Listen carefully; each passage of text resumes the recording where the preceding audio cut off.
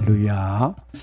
우리 주의 평안이 오늘도 우리 모두에게 충만하게 임하기를 주의 이름으로 축복합니다. 우리 교회는 좋은 교회입니다. 우리가 자꾸 좋은 교회를 얘기하는 것은 하나님이 우리에게 너희 말이 내 귀에 들린 대로 내가 너희에게 행하리라. 믿습니까? 우리가 자꾸 좋은 교회다, 좋은 성도다, 좋은 목회자다, 우리가 그렇게 말하면 반드시 우리 교회가 좋은 교회가 될 줄로 믿습니다. 왜 우리가 좋은 교회냐? 사무엘상 15장 22절에 보면은 하나님은 그 어떤 제사를 드리는 것보다 하나님 말씀에 순종하는 것을 가장 기뻐하신다 그러셨습니다. 근데 우리 교회는 장로님들을 비롯해서 모든 성도들이 교회에서 어떤 뜻을 결정하면 자기 마음에 혹시 맞지 않는 일이 있어도 그 뜻에 다른 토를 달지 않고 열심히 순종하려고 하는 그러한 교회이기 때문에 우리 교회가 좋은 교회인 줄로 믿습니다. 어떤 교회들은 건축을 잘 하고 나서 교회 카페트를 빨간색으로 깔려고 하는 사람들, 또 파란색으로 해야 된다는 사람들, 그런 일들 때문에 서로 다투고 싸우다가 교회가 두 개로 나누어지는 그런 교회도 미국에, 우리 한국에는 없어요. 미국에 있다는 이야기를 들었습니다. 아무튼 그러나 우리 교회는 하나님이 우리에게 말씀하신 대로 교회가 뜻을 세워서 우리가 그 뜻을 나타내면 우리가 다 함께 즐거운 마음으로 순종하고자 하는 성도들이 있어서 우리 교회가 좋은 교회인 줄로 믿습니다. 오늘은 이 요한 1서의 말씀을 통해서 하나님께서 우리에게 주신 복음, 이 복음을 우리가 어떻게 누려야 되는가 하는 것에 대해서 말씀을 드리려고 합니다.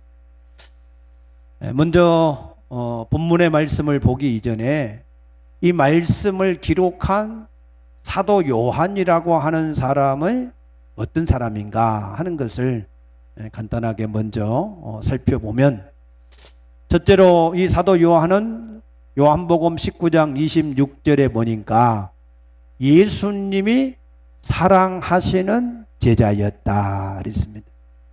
베드로 사도가 예수님을 사랑한 제자였다면 이 사도 요한은 예수님이 사랑하는 제자였습니다. 여러분들은 하나님이 사랑하시는 성도가 되시기를 축복합니다. 요한복음 13장 23절에도 보게 되면은 이제 마가다락방에서 최후의 만찬을 할 때에 그 예수님 품에 안기어 누워있는 사람이 이 사도 요한이다 그랬습니다. 예수님 품에 안긴 사람은 이 사도 요한밖에 없습니다. 그러면은 왜 예수님이 꼭 이 사도 요한을 그렇게 사랑하셨을까? 여러 가지 다른 이유들도 있겠지만, 그러나 객관적인 그러한 이유를 한번 생각해 본다면, 이 사도 요한은 12사도 중에서 가장 나이가 어린 그러한 사도였습니다. 야곱도 요셉을 늦게 낳아서 요셉을 사랑했던 것처럼 예수님도 그래도 가장 나이가 어린 이 요한을 특별히 더 그렇게 사랑하셨다라고 볼 수가 있습니다. 두 번째는 이 사도 요한은 다른 사도들은 다 순교를 하는데 순교를 하지 않았습니다. 순교를 당하지 않았습니다. 이 사도 요한의 형인 야고보는 헤롯 안티파스에 의해서 칼로 목베임을 당해서 순교를 했고, 베드로 사도도 십자가에 거꾸로 매달려서 순교를 당했고, 그 동생 안드레도 크루스, X자 십자가에 못 박혀서 순교를 했고, 의심의 사도였던 도마도 인도에 가서 창으로 찔려서 순교를 당했고, 바돌로메오는 그 살가죽을 다 벗겨지는 그러한 형벌을 통해서 순교를 당했고, 그 외에 모든 다른 사도들은 다 예수를 증거한다라고 하는, 복음을 증거한다라고 하는 그 이유로 다 순교를 당했습니다. 그런데 이 사도 요한은 AD 100년 95세의 나이까지 천수를 다 누리다가 선종을 했다 그랬습니다. 어떻게 다른 제자들은 다 순교를 하는데 왜 사도 요한은 순교를 안 했을까? 이 사도 요한도 순교를 안 하기보다는 순교가 안 됐어요. 당시에 도미티안 황제의 황제 숭배 이 압박으로 인해서 황제 숭배를 요구를 받았지만 그 황제 숭배를 하지 않은 것 때문에 독배를 마시게 했습니다. 그런데 무슨 독을 마실지라도 해를 받지 않으리라는 말씀대로 멀쩡한 거예요. 그래서 이번에는 끓는 가마솥에다가 집어 던졌는데, 그런데 다니엘과 그 친구들이 불꽃 가운데서도 옷이 하나도 걸린 적도 없다고 한 것처럼 이 사도 요한도 아무런 상처를 받지 않은 겁니다. 그래서 이 사람은 도무지 더 이상 죽일 수가 없다. 그래서 당시에 채석장이었던 반모섬에 유배를 보내버렸습니다. 그리고 도미티안 황제가 암살자에 의해서 죽고 난 후에 거기서 풀려나서 에베소라고 하는 지역에 와서 에베소 교회를 목회를 30년 동안 이어서 계속해서 했습니다. 그러면 왜 이 사도 요한은 두 번씩이나 순교를 할 수밖에 없는 그러한 처형에 처해졌었는데도 죽지 않고 계속해서 살아났었는가 하는 거예요. 그 이유를 성경에서 왜 그랬을까 하고 제가 한번 찾아보니까 요한복음 19장 26절 7절 말씀 보게 되면 예수님이 십자가에서 마지막 운명하시기 직전에 옆에 있던 마리아, 자기 육신의 어머니에게 여자여 보소서 아들입니다 하고 이 사도 요한이 아들인 것을 말씀하셨고, 이 사도 요한에게는 보라 내 어머니다 라고 말씀을 하셨습니다. 그 말씀을 하신 이후로 사도 요한이 그 마리아를 자기 집에 모셨더라 그랬습니다. 무슨 얘기냐면 예수님은 자기 육신의 어머니 마리아를 봉양해야 될 그러한 사명이 있는데 하나님의 사명을 다 이루었기 때문에 더 이상 이 땅에 있을 수가 없기 때문에, 그래서 그 어머니 마리아를 이 사도 요한에게 섬기도록 사명을 그에게 넘겨준 것이었습니다. 그래서 사도 요한은 죽을래야 죽을 수가 없었어요. 왜? 마리아를 섬겨야 될, 봉양해야 될 책임이, 사명이 그에게 있기 때문에 죽을 수가 없었던 겁니다. 여러분, 우리에게 사명이라고 하는 것은 이처럼 그 사명이 남아있는 사람들은 세상의 그 어떤 것으로도 해할 수가 없고 망할 수가 없음을 확신하시기 바랍니다. 사도행전 27장 24절 말씀에도 보면 바울 일행이 지중해를 지나갈 때 큰 유라굴라 풍랑이 일어나서 그 모든 배가 다 파손이 되어지고 모든 화물을 버리고 배 기구까지 다 내버려야 되는 그러한 위기가 있을 때 그냥 그대로 있으면은 그 풍랑에 끌려다니다가 죽을 수밖에 없습니다. 그런데 하나님이 그에게 나타나셔서 바울아 두려워하지 말라 내가 가이사 앞에 서야 하느니라. 믿습니까? 예. 유라굴라 풍랑으로 인하여서 망할 수밖에 없고 죽을 수밖에 없는데 그런데 죽을 수 없다는 거예요. 왜? 가이사 앞에 내가 서야 되기 때문에 사명이 내게 있기 때문에 죽을 수가 없다는 것입니다. 여러분 이처럼 사명이라고 하는 것은 우리의 부담이 아닙니다. 사명은 우리의 생명이요 축복이요 우리의 능력인 것을 믿으시기 바랍니다. 우리가 주의 몸된 교회에서 주와 복음을 위하여서 무엇인가를 내가 할 수 있다는 것, 그게 사명입니다. 무엇인가를 내가 할 수 있는 것이 남아있다는 것, 그게 우리의 축복입니다. 모세는 눈이 흐려지지 않고 기력이 쇠하지 않았습니다. 그럼에도 불구하고 그의 사명이 끝나는 날 그는 하나님의 부르심을 받을 수밖에 없었습니다. 그의 총명한 눈, 든든한 기력이 무슨 의미가 있습니까? 사명이 끝나니까 그 모든 것들도 끝난 것을 깨닫게 되시기를 바랍니다. 세 번째로 사도 요한이 남기신 저서, 그 책들은 요한복음, 요한 1서, 2서, 3서, 불후의 명작인 요한계시록까지 우리에게 하나님의 말씀을 남기셨는데 그 사도 요한의 그 복음의 핵심은 사랑이라고 하는 주제였습니다. 그 복음의 가장 중요한 핵심, 그가 전하고 했던 그 핵심은 바로 사랑이라고 하는 것을 계속해서 증거하는 것을 볼 수가 있습니다. 요한복음 3장 16절에 하나님이 세상을 이처럼 사랑하사 독생자를 주셨으니 이는 저를 믿는 자마다 멸망하지 않고 영생을 얻게 하려 하심이라. 아멘입니까?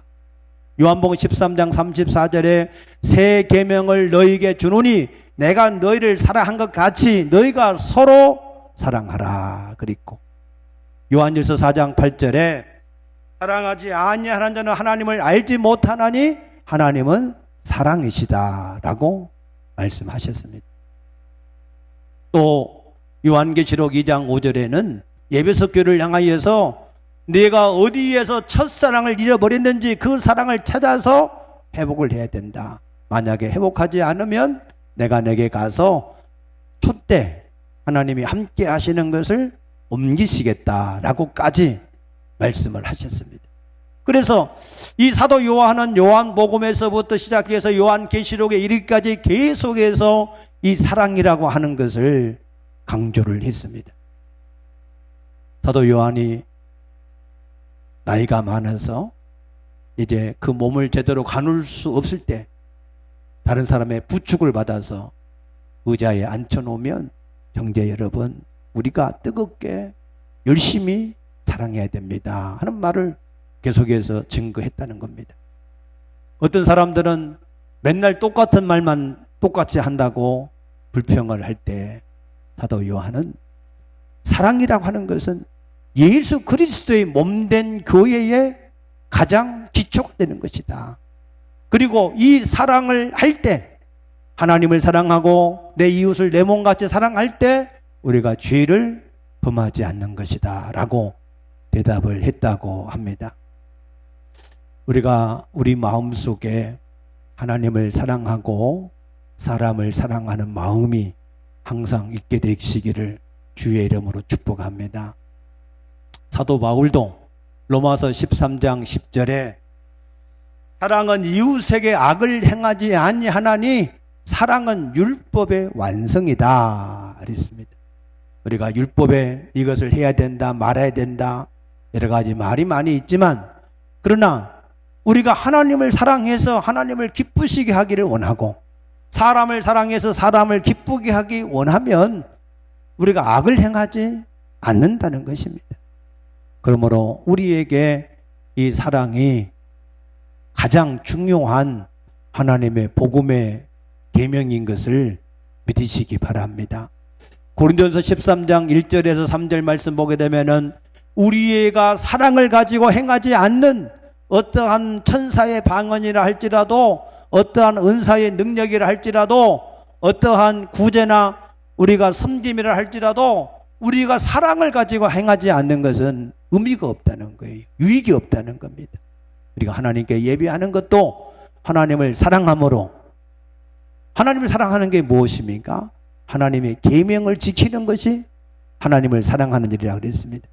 이 코로나 시대 여러 가지 어려운 상황 속에서 그래도 우리가 하나님의 계명을 지키려고 하는 그 사랑의 마음을 가지고 우리가 하나님 앞에 모일 때 하나님께서 그러한 사람들을 사랑하시고 하나님도 그를 중요하게 여기시어서 그의 기도를 속히 들으시고 응답을 하실 줄로 믿습니다.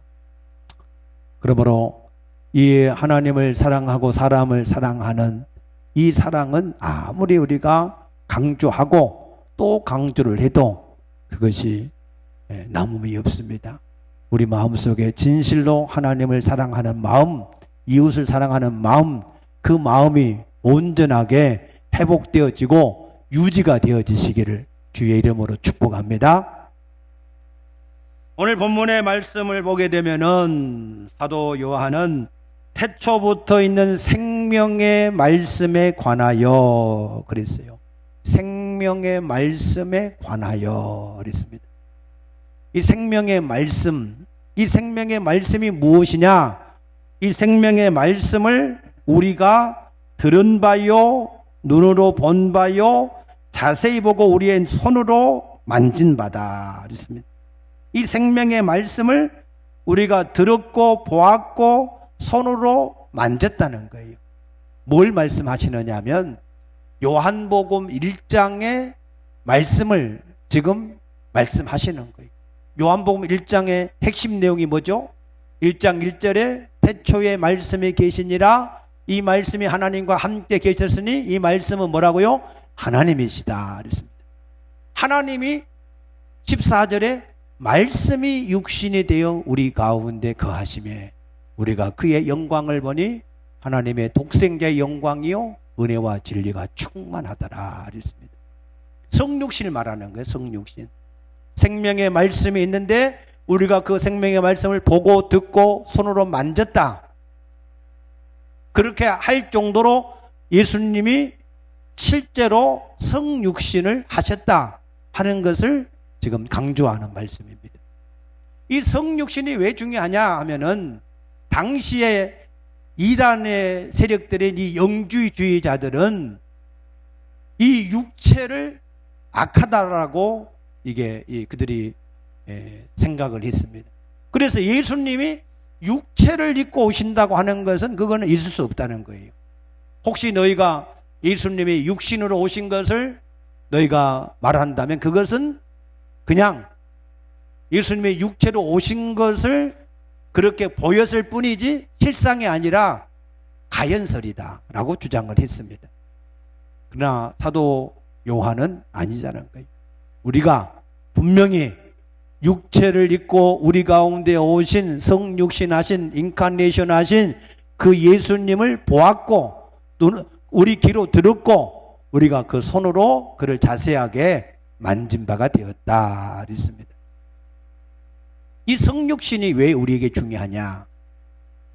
이 성육신이 실제여야 우리의 죄를 대속하는 대속이 역사적으로 실제가 되는 것입니다. 예수님의 성육신이 우리에게 이루어지지 않았다면 우리는 대속을 받을 수가 없습니다. 그래서 오늘 우리에게도 바로 이 예수님의 성육신이 중요한 줄로 믿으시기 바랍니다. 그 다음에 2절을 보게 되면은 이 생명의 말씀을 뭐라고 말씀하셨어요? 이 생명이 그랬어요. 생명의 말씀을 그냥 생명이다, 라이프다 라고 말씀하셨어요. 어떤 생명입니까? 영원한 생명, 이터널 라이프다라고 말씀하셨어요. 영원한 생명이다. 그래서 이것을 우리가 보았고 증언하여 너에게 전한다 그랬습니다. 이 성육신 하신 예수님이 생명이라는 거예요. 생명, 영원한 생명이라는 겁니다. 믿습니까?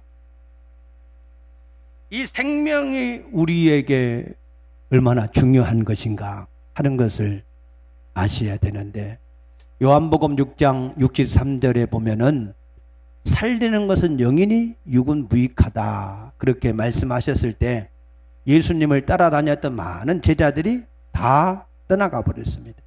그때 예수님이 제자들에게, 12제자들에게 물었습니다. 너희도 가려느냐라고 했을 때 베드로가 대답하기를 주여 영생의 말씀이 생명이 주님께 있을진데 우리가 누구에게로 가겠습니까? 그렇게 대답을 했습니다. 우리가 예수를 왜 믿습니까? 생명 때문에 믿는 겁니다. 믿습니까? 이 세상의 원초적인 가장 근본된 생명은 하나님이십니다. 이 세상의 모든 피조물들의 생명은 그 하나님께로부터 부여된 그러한 생명이고, 그 하나님과 분리가 되어진 그 모든 피조물은 죽은 것입니다. 그래서 죄를 짓는 자마다 죄의 종이 된다 그러셨는데, 창세기 2장 17절에 선악과를 먹지 말라, 먹는 날에 너희가 반드시 죽으리라 그랬습니다. 그 생명 되시는 하나님과 분리가 되어지는 것을 죽음이라고 말씀했습니다. 그래서 예수님이 그 생명으로 우리에게 오셨기 때문에 우리가 그 예수님을 영접을 할 때 우리가 다시 그 생명을 우리가 만나는, 이 생명을 얻는 일이 우리에게 이루어지게 된 줄로 믿으시기 바랍니다. 이 생명의 가치에 대해서 마태복음 16장 26절에 예수님은 너희가 온 천하를 얻고도 너희가 생명을 잃으면, 목숨을 잃으면 너희에게 무엇이 유익하겠느냐 그랬습니다. 우리에게 생명이라고 하는 것은 이 세상의 그 어떤 것과도 바꿀 수 없는 가치인 줄로 믿습니다. 아멘입니까?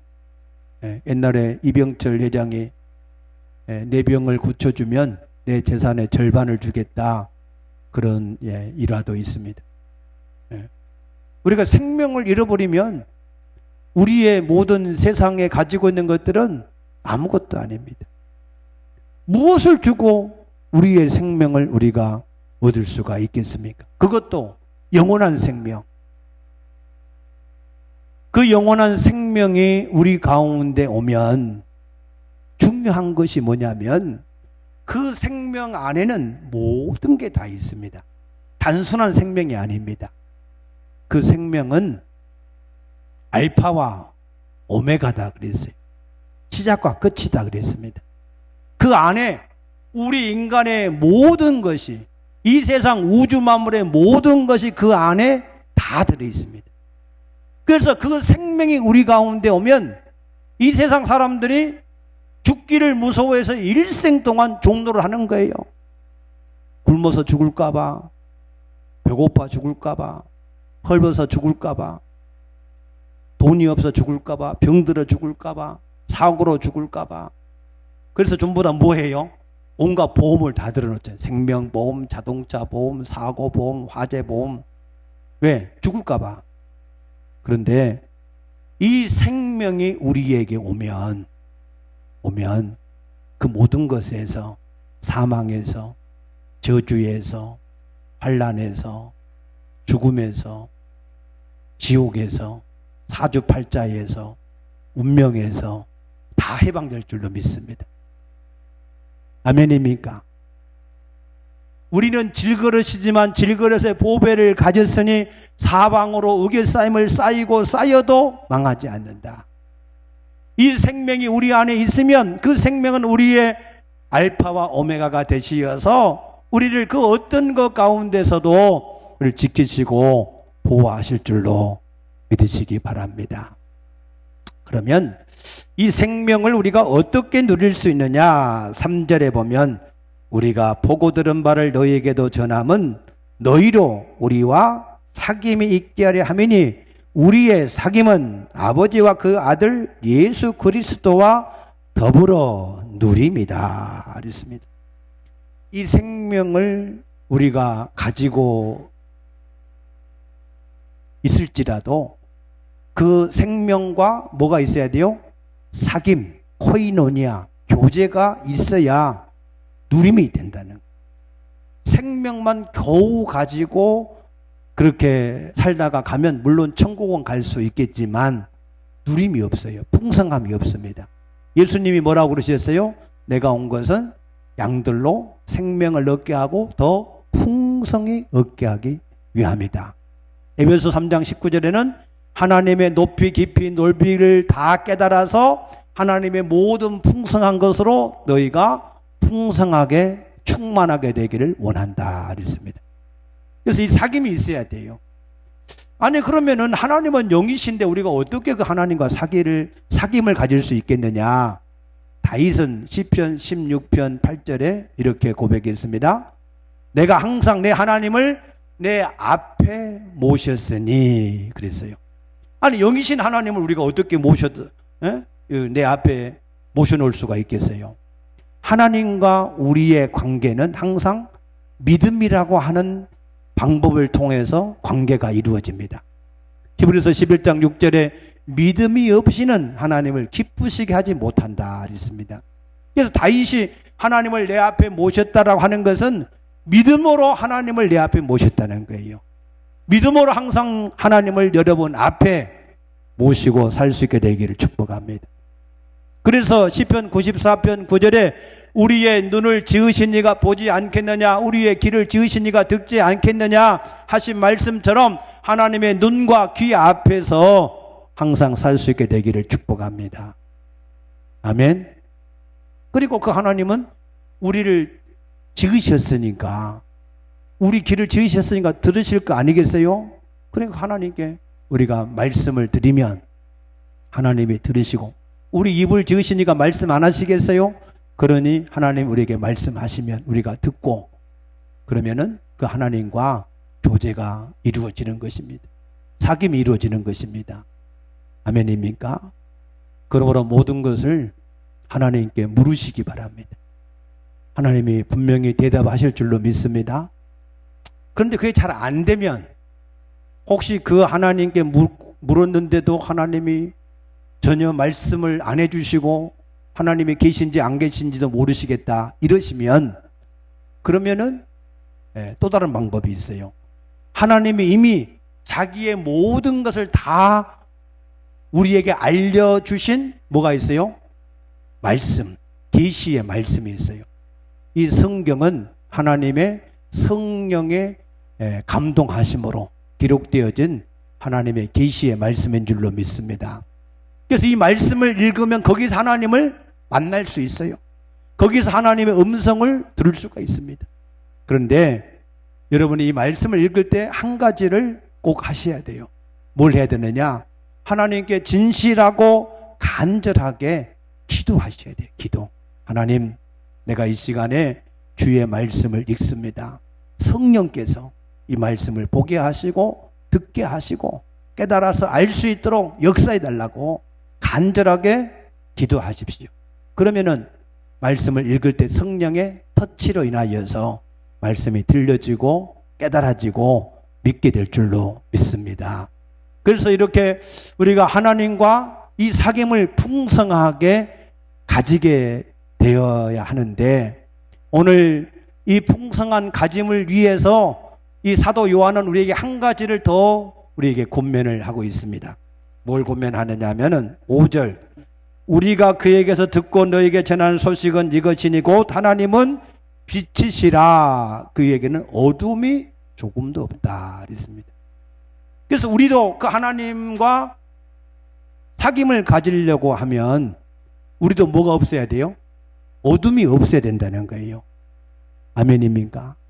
어둠이 없어야 된다. 우리도 빛 가운데 있어야 된다. 아니 그러면 우리가 아직 빛 가운데 온전하게 거하지 못하는데 그런데 우리가 어떻게 그러면은 그 하나님 앞에 나갈 수 있느냐? 걱정할 필요가 없습니다. 이사야 1장 18절에 오라 우리가 서로 변론하자. 너희 죄가 진홍같이 붉을지라도 눈과 같이 희게 할 것이고 너희 죄가 주홍같이 붉을지라도 흰눈같이 양털같이 희게 하리라고 약속하신 줄로 믿습니다. 그래서 우리는 무조건 하나님 앞에 나가면 돼요.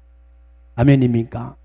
그래서 말씀을 읽다가 죄가 생각나면 회개하면 되고 또 말씀을 읽다가 죄가 생각나면 회개하면 되고 그러다 보면 점점 하나님 앞에서 내 죄가 깨끗하게 씻겨지고 그래서 점점 하나님의 음성이 선명하게 들려지고 또 깨달아지고 할렐루야. 예. 저도 40일 금식할 때 이 하나님의 말씀을 한 절씩 계속해서 읽을 때 하나님이 계속해서 성경을 펼 때마다 똑같이 주시는 말씀이 있었어요. 내가 이제부터는 오직 하나님만 의지하고 살아라 라고 하는 말씀. 사람을 의지할 것도 없고 물질을 의지할 것도 없고 사람을 의지할 것도 없이 오직 하나님만 의지하고 살라라고 하는 그 말씀을 계속해서 하신 것을 제가 깨달았습니다. 그 이후로부터는 지금까지 목회하면서 사람이나 물질이나 환경이나 그런 것들을 의지하지 않고 오직 하나님만 의지하고 지금까지 살아온 줄로 믿습니다. 그래서 세상이 어떠하든지 상관이 없어요. 하나님이 함께 하시면 할렐루야. 비록 무화과나무에 열매가 없고 비록 밭에 소출이 없어도 우리의 외양간에 소도 없어도 상관이 없어요. 하나님만 함께 하신다면 부족함이 없을 줄로 믿습니다. 여러분 그러한 하나님과의 진정한 사귐이 여러분에게 충만하게 되시기를 축복합니다. 그래서 생명 되신 하나님, 생명으로 오신 그 예수님을 통해서 영원한 생명을 얻으시고 그 영원한 생명 안에 있는 모든 풍성한 것을 마음껏 누릴 수 있게 되기를 축복합니다. 이제 오늘이 2020년 마지막 주일인데 이제 2021년을 며칠 남겨두고 있습니다. 우리가 2021년에는 하나님 앞에 하나님이 귀히 쓰시는 그러한 그릇이 도구가 되어지시기를 축복합니다. 그런데 하나님은 금그릇, 은그릇, 질그릇, 나무그릇 중에 어떤 걸 쓰시느냐? 깨끗한 그릇을 쓰신다 그랬습니다. 그래서 우리를 깨끗하게 하면 하나님 쓰시기에 예비함이 되리라 말씀하신 대로 여러분들이 이제 남은 시간들을 하나님 앞에 깨끗하게 여러분의 영혼을 깨끗하게 하시는 그러한 시간으로 사용하셔서 2021년에는 처음부터 하나님 앞에 존귀하게 쓰임받게 되시기를 주의 이름으로 축복합니다. 축복합니다. 기도하겠습니다.